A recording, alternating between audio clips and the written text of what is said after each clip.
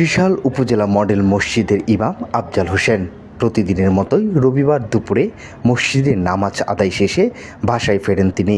কিন্তু বাসায় ফিরে দেখেন রান্নাঘরের পেছন দিকের টিন কেটে ঘরে প্রবেশ করেছে চোর। চোরেরা ঘর থেকে দুটি ফ্যান, একটি আইপিএস এবং নগদ অর্থসহ মূল্যবান জিনিসপত্র নিয়ে পালিয়ে যায় বলে জানা গেছে। দিন দুপুরে এমন চুরির ঘটনায় স্থানীয়দের মধ্যে দেখা দিয়েছে উদ্বেগ ও আতঙ্ক। প্রশ্ন উঠেছে, দিনের বেলায় যদি একটি বাসায় এমন চুরি হয় তাহলে সাধারণ মানুষের নিরাপত্তা কতটা নিশ্চিত। স্থানীয়দের অভিযোগ, ত্রিশালে সাম্প্রতিক সময়ে চুরি ও অপরাধের ঘটনা নিয়ে উদ্বেগ বাড়ছে। আইনশৃঙ্খলা পরিস্থিতি নিয়ে সাধারণ মানুষের মধ্যে তৈরি হচ্ছে অসন্তোষ।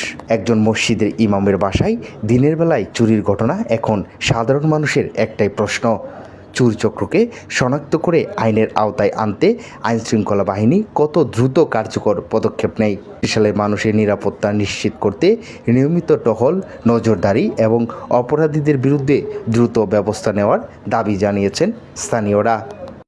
তো আজকে দিনের বেলায় তো আমি নামাজ পড়ে জোহরে নামাজ পড়ে এসে ঘরে দেখি যে ওই সাইডের বেড়া কেটে ওখান দিয়ে ঢুকেছে এবং দরজা দুইটা, একটা জানালা একটা দরজা ভাঙ্গা এবং আমার দুইটা রুমে দুইটা ফ্যান নাই এবং ঘরের মালামাল সব এলোমেলো।